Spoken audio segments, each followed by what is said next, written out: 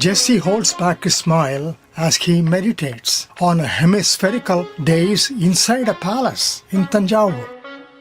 It used to be a fort in the 16th century of the Common Era. Beside this, we see a building for munitions and a tower for observation. We also see a small garden and the arches which adorn the facade of a royal court. In the 18th century, this was the residence of King Serfoji, a scion of the Maratha dynasty. Today, this site is a historical landmark of the city of Thanjavur in the heart of Tamil Nadu in South India. The place is mostly a museum now, and we are here in August 2016. All around us we see dozens of stone sculptures of gods, kings, and Hindu myths.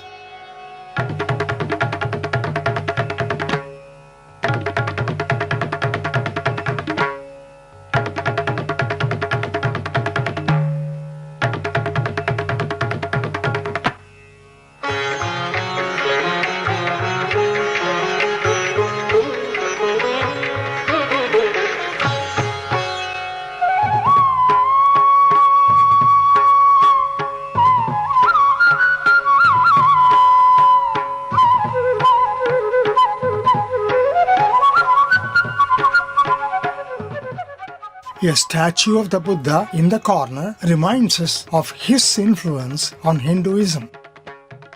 Many of these belong to King Serfoji, who was an avid collector and a historian. On the side, we also see the entrance to his magnificent library. It is said to have thousands of historic documents as well as books and art collections.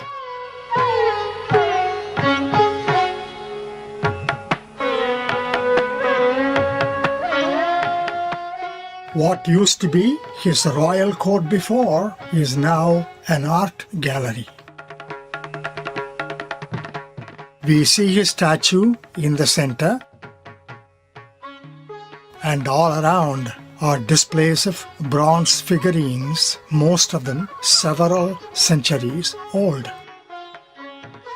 They depict Hindu myths. The faith has thousands of them.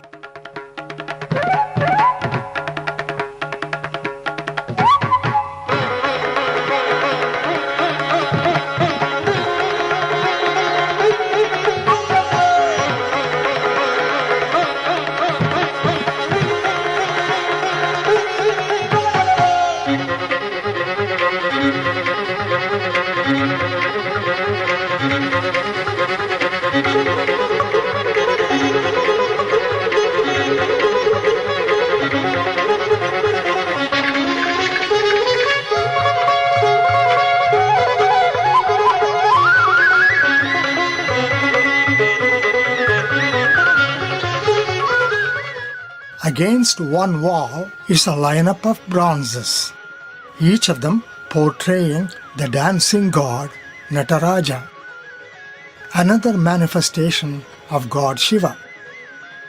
We notice the details of one of these two bronzes made in the 11th century.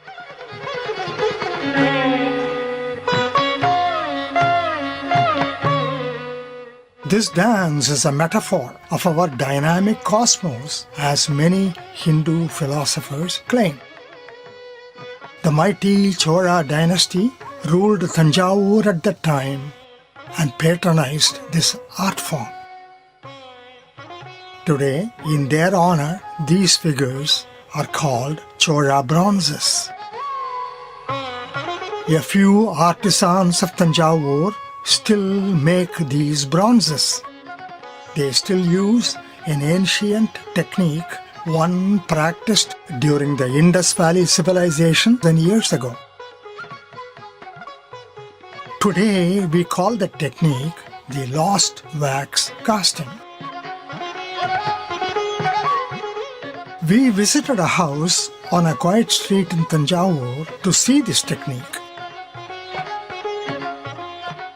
Attached to the house is a workshop.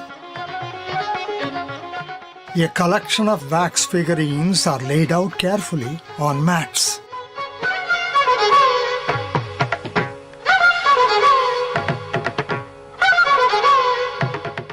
An expert craftsman has carved them out of beeswax, carefully and in detail. We see one of them ready for processing. He packs the figure tightly in fine, moist clay.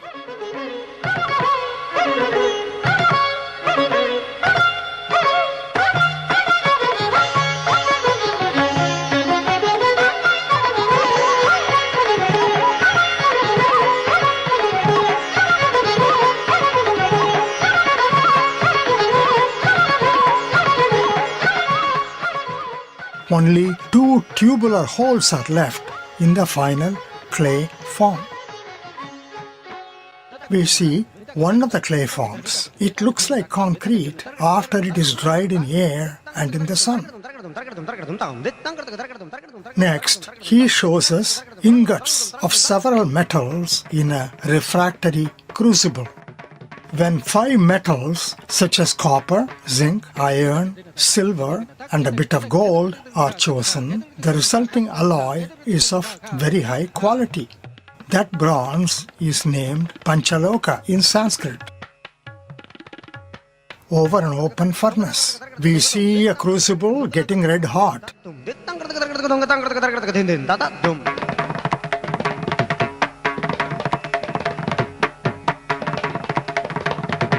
The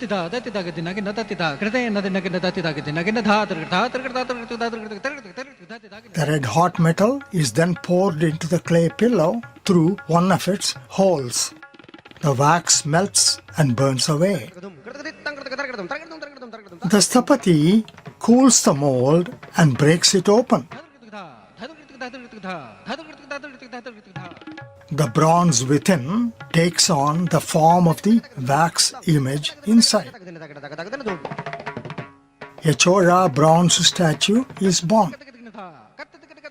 A replica of the painstakingly made wax statue. All it needs now is a thorough cleansing, sanding and polishing of its surface. Then the statue comes to life. We bought 3 of these bronzes. Suja and David bought themselves a big, exquisite bronze of Ganesha, doing a cosmic dance imitating Nataraja. Dada, dada, dha, dha, takata, takitata. Our children also bought another beautiful bronze just for us. A superb Panchaloka bronze of Ardhanarishwara, a half male and half female Hindu deity, which honors the equivalence of the sexes.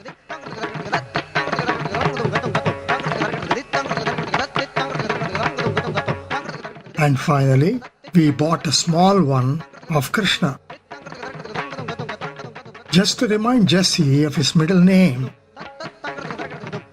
and even perhaps help him meditate for real.